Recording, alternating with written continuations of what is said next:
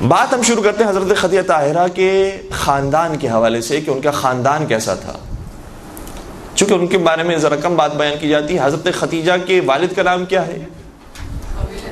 خویلد۔ حضرت خدیجہ بنت خویلد کہا جاتا ہے، اس کا مطلب جناب خویلد ان کے والد بزرگوار کا نام ہے۔ کیا جناب خدیجہ طاہرہ کے ازدواج کے وقت جب نبی اکرم سے ازدواج ہو رہا تھا ان کے والد بزرگوار زندہ تھے یا نہیں؟ حیات رکھتے تھے یا نہیں رکھتے تھے؟ جو تحقیقی بات ہے وہ یہی ہے کہ وہ حیات نہیں رکھتے تھے، ان کا انتقال ہو چکا تھا۔ انتقال کیسا ہوا تھا اس حوالے سے دو روایتیں ہیں۔ ایک یہ ہے کہ ایک جنگ ہوئی تھی عربوں کے درمیان جسے جنگ فجار کہا جاتا ہے، اور بعض تاریخ دانوں نے لکھا ہے کہ حتیٰ نبی اکرم بھی اس جنگ میں شریک تھے، لیکن بہت کم افراد نے لکھا ہے، اکثر نے لکھا ہے کہ اس جنگ میں نبی اکرم شریک نہیں تھے۔ لیکن اس جنگ کے اندر جناب خویلد یا شہید ہو جاتے ہیں یا حتیٰ اس جنگ سے پہلے ہی انتقال فرما جاتے ہیں، تو ازدواج کے وقت موجود نہیں تھے۔ لیکن دوسری طرف سے بعض لوگوں نے روایت میں لکھا ہے کہ نہیں، موجود تھے اور شادی سے راضی بھی نہیں تھے، اور پھر استغفر اللہ نعوذ باللہ نعوذ باللہ، جناب خدیجہ طاہرہ چونکہ پیغمبر اکرم کو پسند کیا کرتی تھیں اور ان کے والد بزرگوار راضی نہیں تھے، لہٰذا انہیں طعام اور شراب دے کر راضی کیا، نعوذ باللہ نعوذ باللہ۔ اور پھر جب وہ اپنے اصلی حالت کے اندر واپس پلٹ آئے ہیں تو پھر انہوں نے انکار کر دیا۔ یہ صاف ظاہر ہے کہ اس طرح کی روایت دشمنی خاندان اہل بیت کے وجہ سے بیان کی گئی ہے، ورنہ ایسی روایت تاریخ کے بھی خلاف ہے۔ جو مشہور روایتیں ہیں، متواترات ہیں، ان کے خلاف ہے، لہٰذا ہم اس روایت کو قبول نہیں کریں گے۔ تو کچھ روایتیں تو بہت زیادہ واضح ہو کر آشکار ہو کر ہمارے سامنے آ جاتی ہے کہ یہ بات تو کسی بھی طریقے سے درست نہیں ہے، بڑے بڑے علماء نے اس کو رد کر دیا ہے، اور خود اہل سنت علماء نے بھی اس کو رد کیا ہے کہ ایسی بات نہیں ہو سکتی، تاریخ اس کی گواہی نہیں دیتی۔ لیکن کچھ باتیں ایسی ہیں کہ جس کے بارے میں ابھی بھی ڈاؤٹ ہے۔ وہ ان باتوں میں سے ایک یہ ہے کہ جناب خدیجہ طاہرہ کی عمر مبارک 40 برس کی تھی یا 25 یا 28 برس کی تھی۔ 40 برس کی عمر مبارک ہونے سے کیا ہمیں اعتراض ہے؟ اور اسی طریقے سے اگر 25 یا 28 برس کی عمر مبارک ہو تو کیا اعتراض ہے؟ کبھی کبھار تاریخ جب بیان ہو رہی ہوتی ہے تو اس کے اندر بڑی سیاست ہوتی ہے جو ہماری سامنے اتنے واضح طور پر نہیں آ پاتی۔ دیکھیں، ازواج نبی میں سے پیغمبر اکرم نے جو 9 خواتین سے شادیاں کی ہیں، ان میں سے صرف ایک خاتون ایسی ہیں کہ جن کے بارے میں سب متفق ہیں کہ ان کی شادی اس وقت ہوئی تھی کہ جب وہ باکرہ تھی، 2 شیزہ تھیں، بہت کم عمر میں ان سے پیغمبر اکرم نے شادی کی۔ وہ کون ہیں؟ وہ جناب عائشہ۔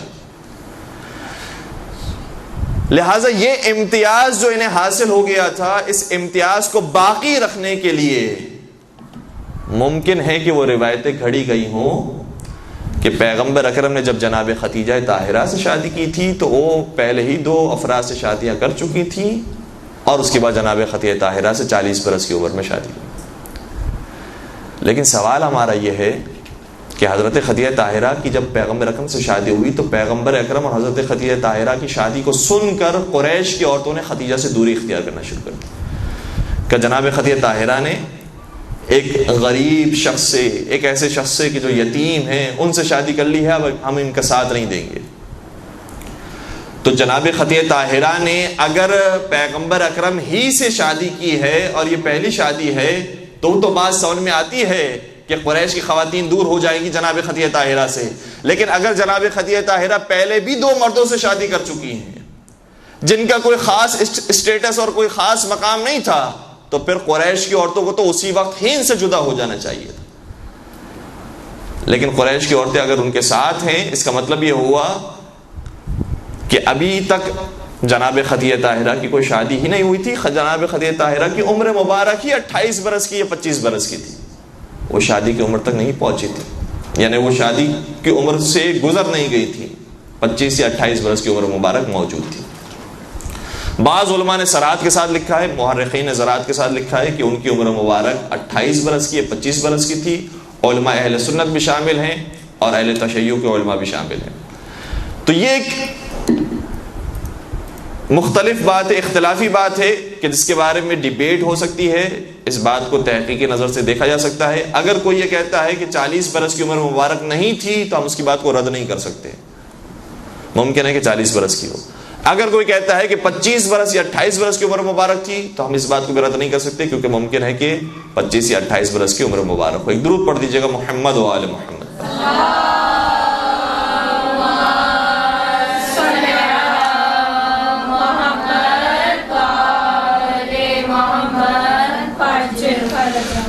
پھر جناب خدیجہ طاہرہ کے جو دادا اور ان کے جد ہیں جناب اسد، اچھا یہ جب اسد کا لفظ آتا ہے تو بعض لوگوں کے ذہن میں فوراً سے خیال آئے گا فاطمہ بنت اسد بھی تھیں، تو کہیں وہی اسد ان کے بھی دادا اور جد تو نہیں ہوتے ہیں؟ تو ایسی بات نہیں ہے۔ فاطمہ بنت اسد ان کے جو جد ہیں وہ اور ہیں، اور یہاں پر جو جناب اسد کی بات کی جا رہی ہے ان کے والد بزرگوار جناب عبد العزیٰ ان کا نام گرامی تھا۔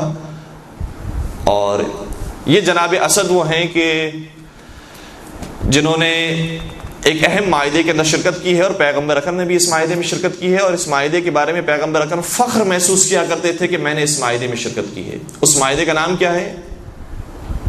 اس معاہدے کو کہا جاتا ہے حلف الفضول۔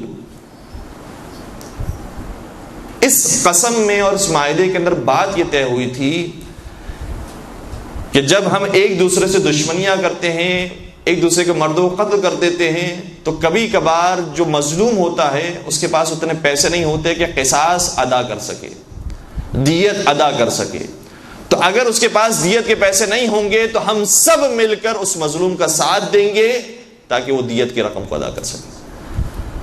تو اس معاہدے کے اندر چونکہ مظلومین کا ساتھ دیا جا رہا تھا، محرومین کا ساتھ دیا جا رہا تھا، اور ستم دیدہ افراد کا ساتھ دیا جا رہا تھا، لہٰذا پیغمبر اکرم بھی شامل تھے اور جناب خدیجہ طاہرہ کے جد امجد وہ بھی شامل تھے۔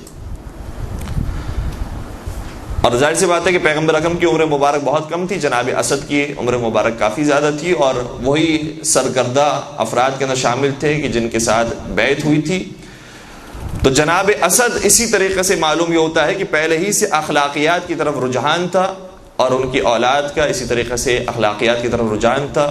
جناب خدیجہ طاہرہ انہی کی نسل میں سی تھی، اور جناب خدیجہ طاہرہ کے بارے میں اور ان کے سارے آبا و اجداد کے بارے میں ملتا ہے کہ یہ سب آئین ابراہیمی کو مانتے تھے، دین ابراہیمی پر عمل پیرا ہوتے، اور پیغمبر اکرم کے اجداد کے بارے میں بھی یہی بات ہے کہ وہ بھی دین ابراہیمی کو مانتے تھے۔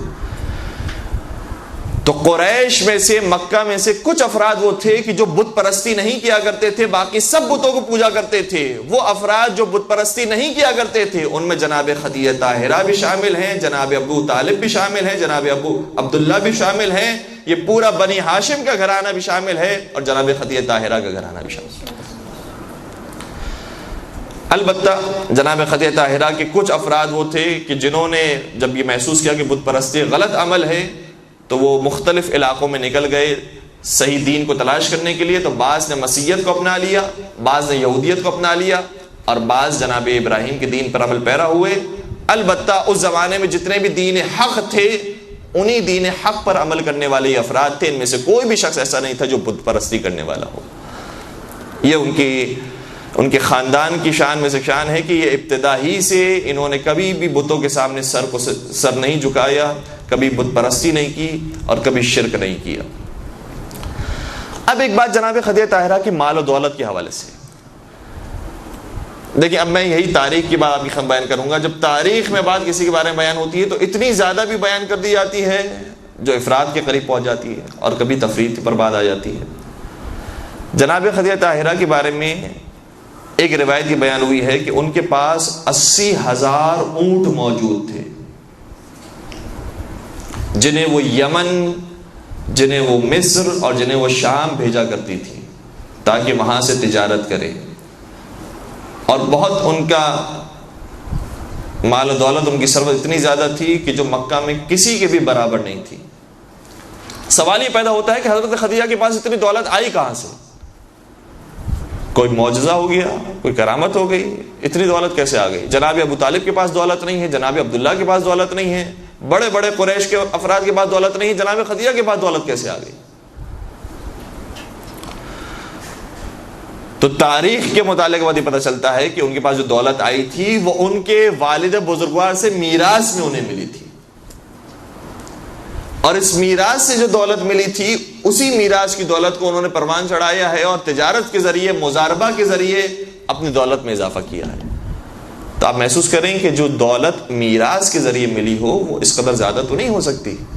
جناب خویلد کے بارے میں اتنا نہیں آیا ہے کہ وہ امیر ترین افراد میں شامل تھے، جناب خدیجہ کے بارے میں آیا ہے۔ اس کا مطلب یہ ہوا کہ ایک حد تک دولت موجود تھی اور اس دولت میں اضافہ کیا ہے، اور یہی بات حتیٰ مردوں کو سیکھنے والی ہے، مردوں کے لیے سیکھنے والی ہے کہ اپنی دولت میں اضافے کے لیے صرف محنت مزدوری نہیں ہوتی ہے، بلکہ انسان اپنی عقل اور شعور کو بھی اتنا استعمال کرے کہ اسی دولت کے ذریعے جو میراث سے ملی ہے کسی سرمایہ کے اندر اگر لگا دے، انویسٹ کی جائے، تجارت کی جائے، تو اسی دولت کے ذریعے اس میں اضافہ کیا جا سکتا ہے۔ جناب خدیجہ طاہرہ کیا کرتی تھی؟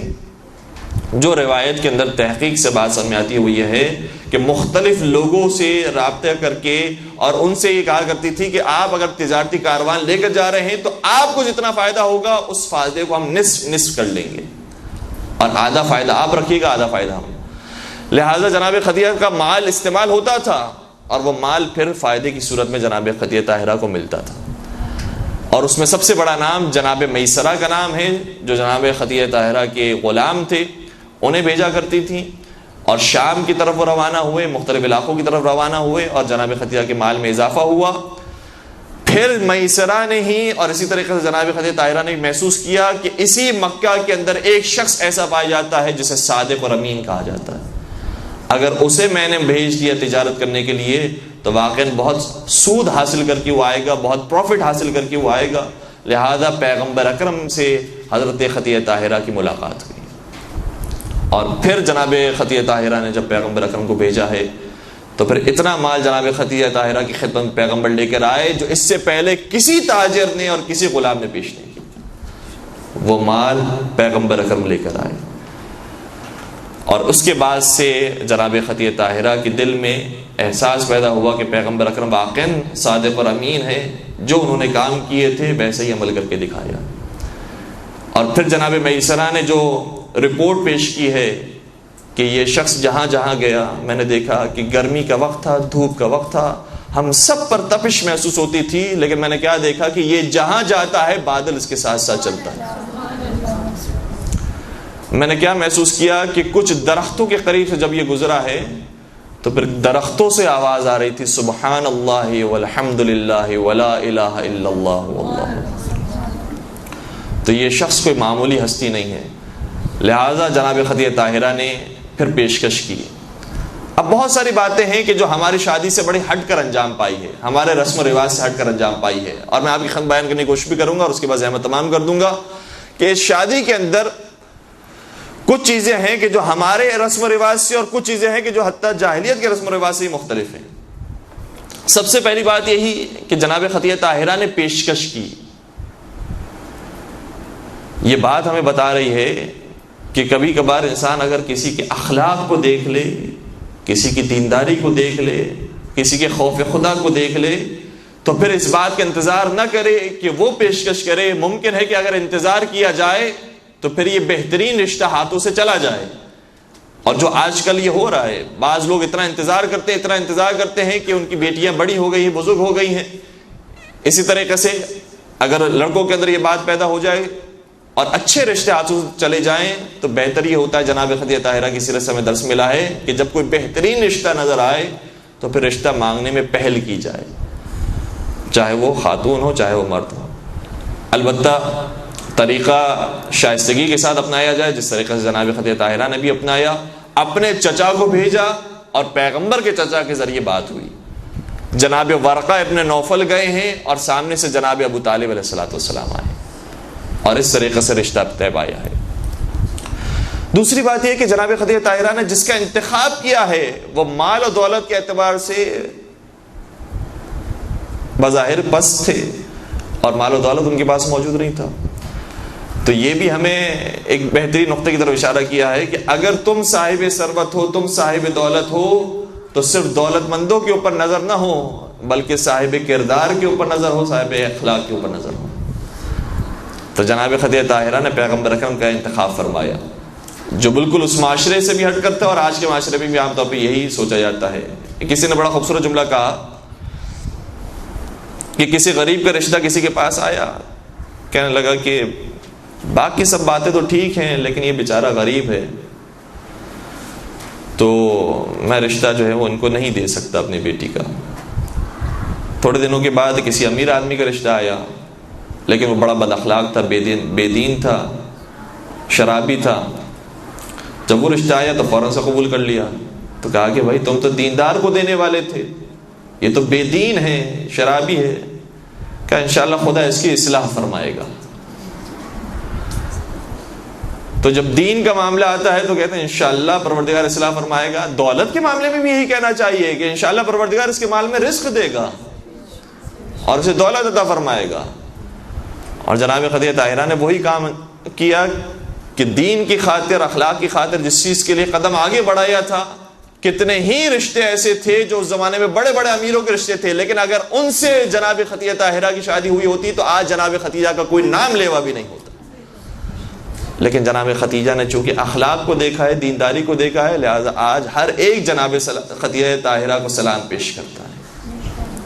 تو یہ دوسری بات جو بڑی مختلف انداز سے ہوئی. تیسری بات یہ کہ جب مہر دینے کا وقت آیا، ایک روایت یہ ہے، بہار الانوار کے اندر یہ روایت موجود ہے کہ قریش والے بھی موجود تھے، اور قریش کے اندر پیغمبر کے سگے چچا کا نام ہے ابو لہب، جس کے اوپر لعنت بھیجی گئی ہے قرآن کریم کے اندر، تبت یدا ابی لہب وتب. ابو لہب پیغمبر کے سگے چچا کا نام ہے.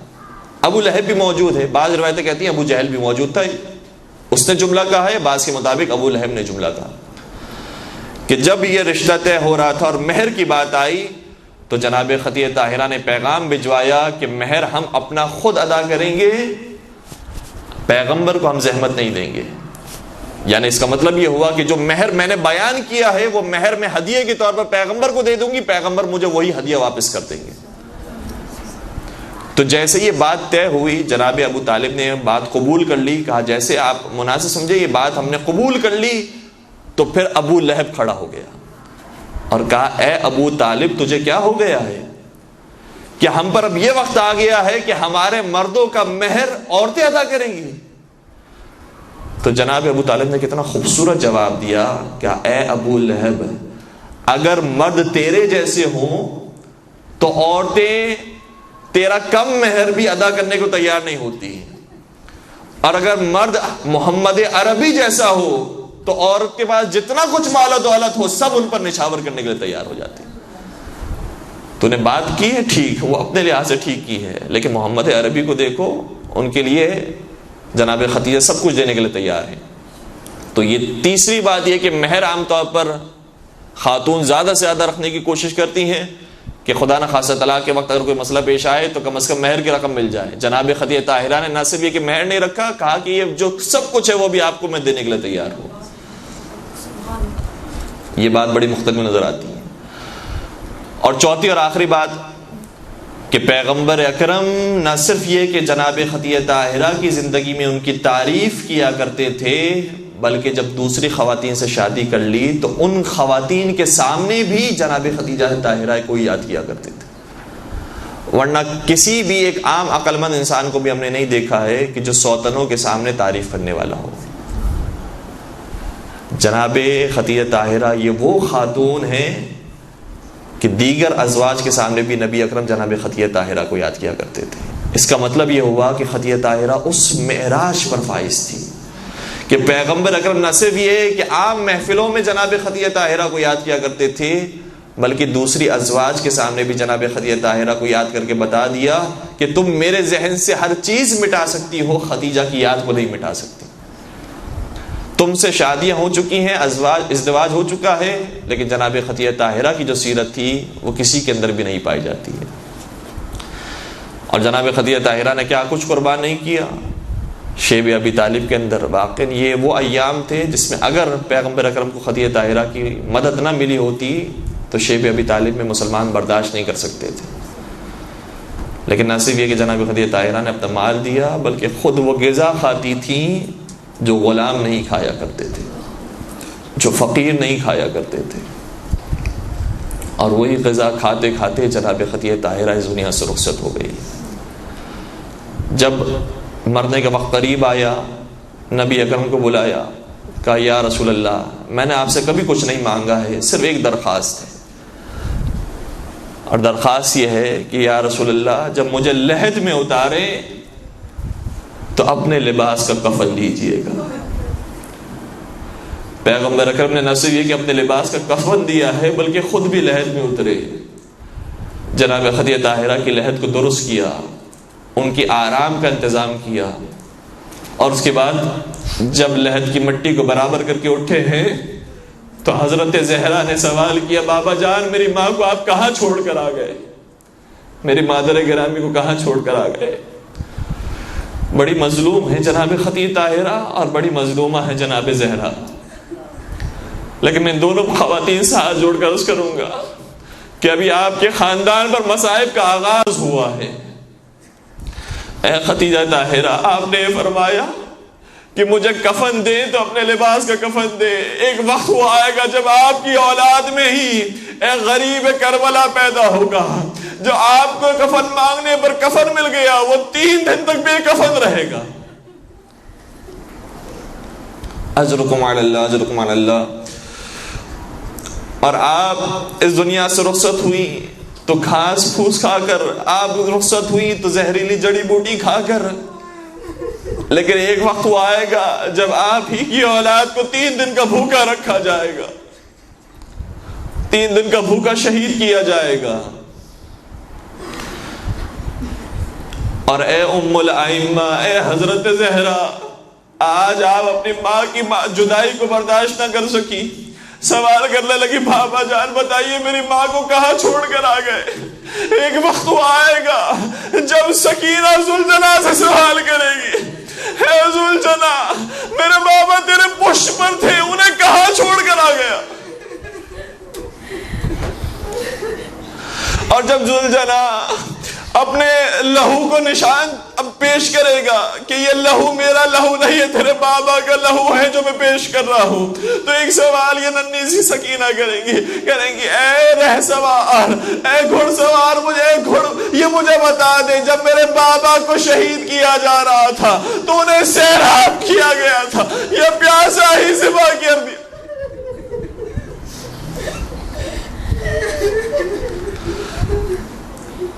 اے حضرت زہرا، آپ کو تسلی دینے کے لیے آپ کے شفیق باپ موجود ہیں، رحمت للعالمین موجود ہیں، جنہوں نے دلاسا دیا اگر تیری ماں زندہ نہیں ہے باپ تو زندہ ہے، یہ تیری کفالت کرے گا، تیری پرورش کرے گا۔ لیکن ہائے سکینہ، جب بابا کا سایہ سر سے رخصت ہوا انتظار کرتی رہی ہوں گی کیونکہ یتیم پرور گھرانے سے تعلق تھا، لیکن کیا دیکھا کوئی یتیم کے سر پر دست شفقت پھیرنے والا نہ آیا، درے لگانے